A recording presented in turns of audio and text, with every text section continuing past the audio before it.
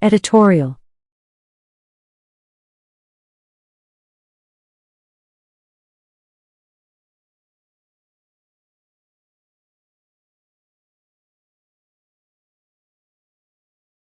Quamrun Zinia. Editorial. For the very first time, the Akasholeena, Diaspora is being published as a bilingual, Bengali and English, anthology this year. Not only that, for the first time a new section has also been added wherein we have writings of our new generation, who mainly pens in English. The Akasholeena organization has plans to work more extensively in this area in future. To be honest, on reading some of the stories of the new generation, I am convinced that, with our encouragement and inspiration, from them will emerge the bright representatives of Bangladeshi diaspora's writers. And I am very hopeful that the day is not far. Akasholeena is the only Bengali literary and cultural organization in the state of Louisiana in North America. This organization received financial grant from the Honorable Thomas B. Coleman, Honorary Consul General of Bangladesh in the state of Louisiana in the United States of America. It may be noted here that the Akasholeena organization has been relentlessly receiving financial aid from Honorable Thomas B. Coleman every year for organizing literary and cultural events since 2009, together with other kinds of help. The Honorable Thomas B. Coleman's love and respect for Bangladesh, the people of Bangladesh and Bengali culture has always encouraged and inspired us to take the organization forward and increase the ambit of its work. My heartfelt thanks, gratitude and respect for the noble and honorable Thomas B. Coleman, for his persistent cooperation. In the outer world today, there are many Bengali residents. Bengalis are spanned out in different parts and different countries of this world. For this spanning out, both the pull from the front as well as the push from behind worked in cohesion.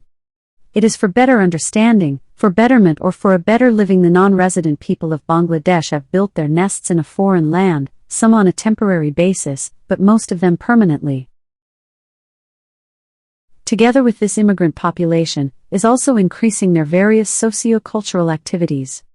Bengalis are not only overcoming the hurdles of an immigrant life, but also competing in full swing. In this amazing age of technical innovations, the world has shrunk all of a sudden. Distance no longer is distance anymore, geographical boundaries have now turned into mere formalities. Something that could not be imagined a decade or two back, is now becoming a reality.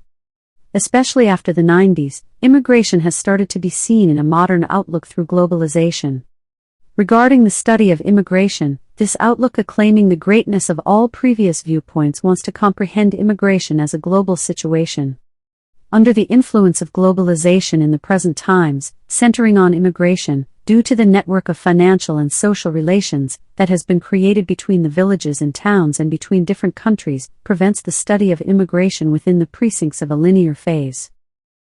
Hence today's world is called a world of diaspora, a world of multinational culture, and a world of excessive transits. Diaspora is an ancient Greek word. It means dispersion. In other words, it means the spreading of the seeds, a scattered way of living. The people from all over the world who have been compelled to leave their country are a class of human beings who, having transgressed their own culture, tradition and social environment, getting out of the bounds of their forefathers, are meeting at a place for a long time. Such people are symbolized as diaspora people.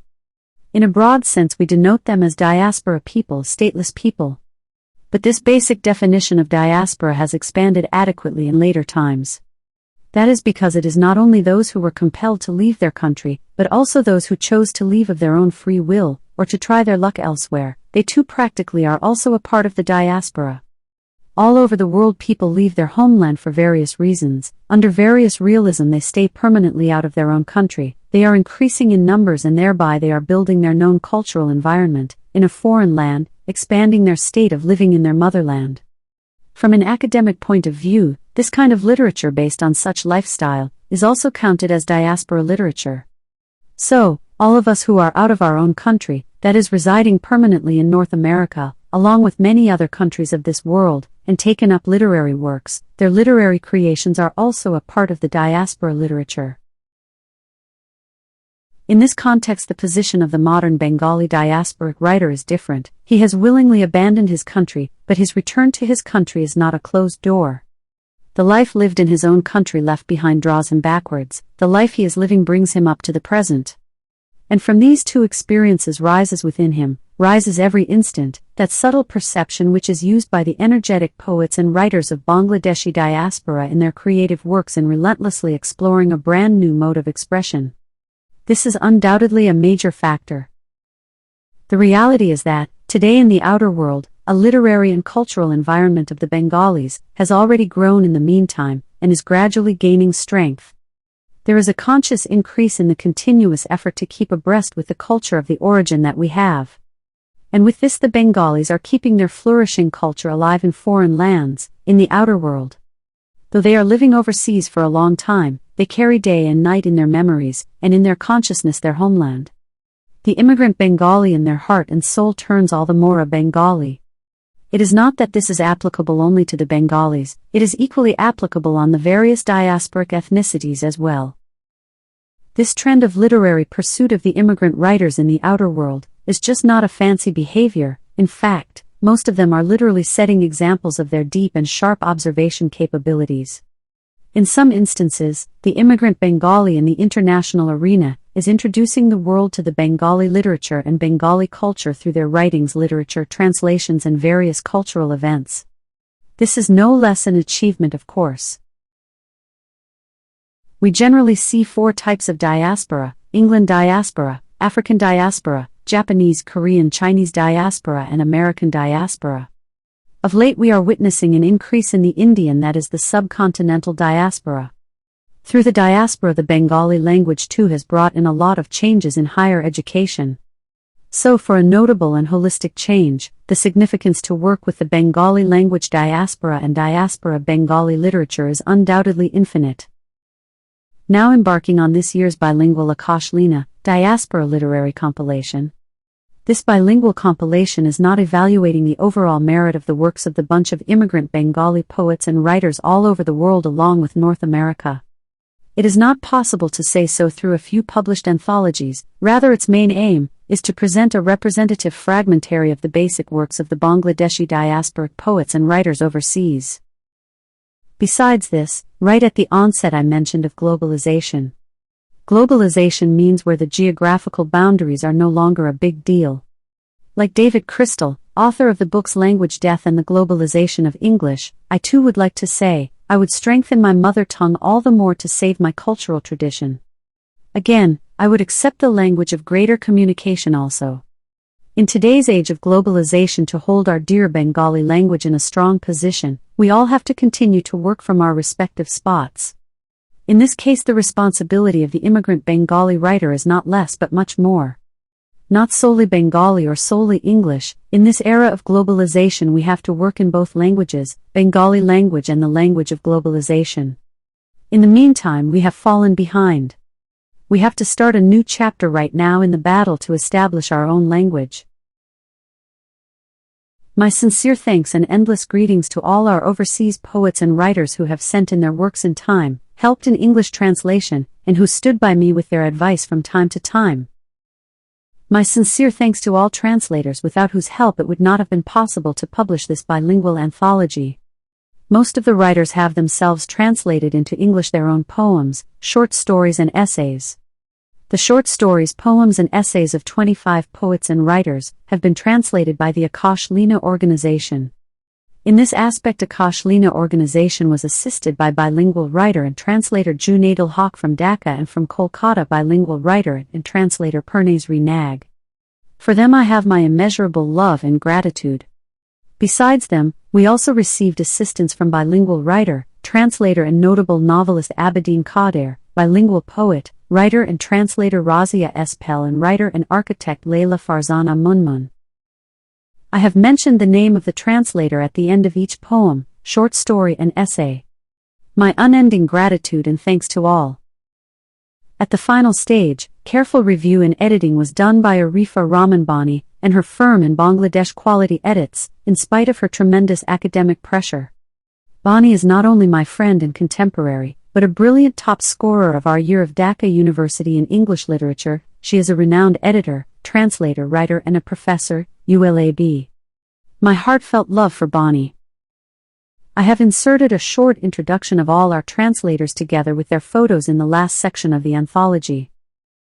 My unending thanks, love and gratitude for the renowned short story writer, Professor Jyoti Prakash Dutta, and renowned essayist, journalist Hassan Firdas for their extraordinary write-ups in the flaps of the book. It really means a lot to me. My thanks and gratitude for the renowned artist Rakib Hassan, who has painted the beautiful cover page of this year's Akasholeena compilation. I call him an amazing magician of colors. An explosion of colors that on his touch coming to life bursts into laughter and thereby creates mystery, and submerges us in deep philosophy. And last but not the least, my immeasurable love, endless thanks and gratitude for a dear writer and poet Nuwa Quamrun Zinia, without whose overall help it would not have been a smooth execution of the printing, binding, getting the ISBN number etc. of the compilation in Dhaka. It is only because of her love for the Bengali literature that she has been able to execute the job so well. My sincere thanks and endless greetings to Nuwa Appa. Like in the past, all the works are divided into 4 segments, and then arranged in alphabetical order as per the first syllable of the poet or writer's names. Not in respect of any other standard. I believe that the readers will definitely enjoy the Akasholeena Diaspora compilation. If one carefully goes through the works, then it will be easily evident that most of the writers by his or her mind and soul are a true patriot, a Bengali and the bearer of our Bengali tradition. All this has come forth clearly in their poems, short stories, essays and other writings. The bilingual Akasholeena literary compilation, a demand and realization of life and time, in its new edition will present itself in its own standard. This is what I think. My continual love and greetings to all of you.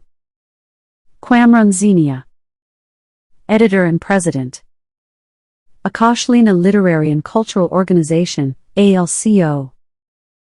Louisiana, USA. February 19, 2020. Akasholeena is a non-profit, non-political and non-discriminatory, IRS 501(c)(3) tax-exempt organization. Year of establishment 2009. Louisiana, U.S. Chapter 1, Essays.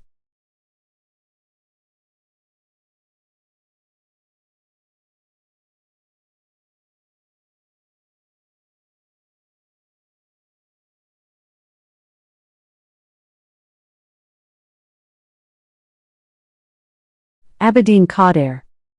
Abedin Qadir was born in Yajira, Shariatpur in 1955. He had his school education at Dhaka Collegiate School and did I.Sc. from Dhaka College. He obtained B.A. Huns in English from Jahangir University and M.A. in English from Dhaka University. He participated in BCS examinations in 1982 and joined in Bangladesh Civil Service, Information Cadre. He was in government service almost for 10 years and left for New York for education in 1993. He obtained an M.A. in Communications from Hunter College, CUNY and M.Phil and Ph.D. in Political Sociology from New School for Social Research, New York. He has been teaching sociology at Essex County College in New Jersey since 2001 and also teaching at CUNY, New York as an adjunct professor since 2005. He writes essays and also translates literary works from Bengali to English and English to Bengali. He translated poems, novels and short stories from Bengali into English. He has published 12 books in Bengali and English. He lives in New York. Pain of staying away. Bleeding of not being able to stay away. What does exile actually mean? Is it just going away from one's own house, or inability to ignore one's house always / sometimes?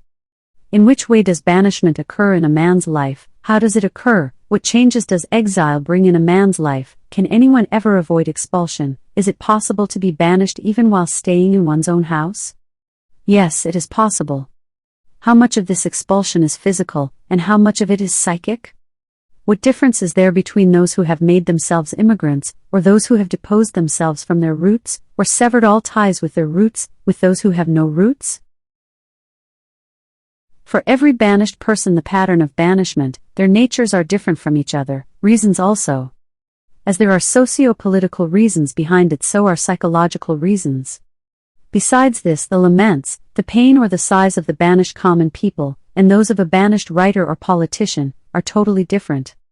Some look for their roots in the darkness, and some seek for it in their memory. All banished people are inflicted with hurt. To them, the pain of not being able to distance themselves is much more than staying far away. Though they are physically distant, yet in their thoughts and work, sleep and wakefulness, dreams and dreamlessness, and even in the rigidity of their tongue, they are besieged by the consciousness of their motherland. If that exiled person is a writer or an artist, then what kind of reaction is created in him by this uprooting or extermination or separation? Why is it different from the rest? Primarily, it can be said that all of them are estranged, distressed from being homeless or separated from their house. The continuous bleeding of memories, pain of losses, apprehensions, anger, frustration of not being able to create oneself as one wanted, worn out with self-inflicted pounding, pressure of being so deprived, and to top it all, the constant overwhelming shame of living as an immigrant in a different planet. But the pain of the writer is of a different kind. When he is about to lay scratches of ink on the paper, then he has to build a house on the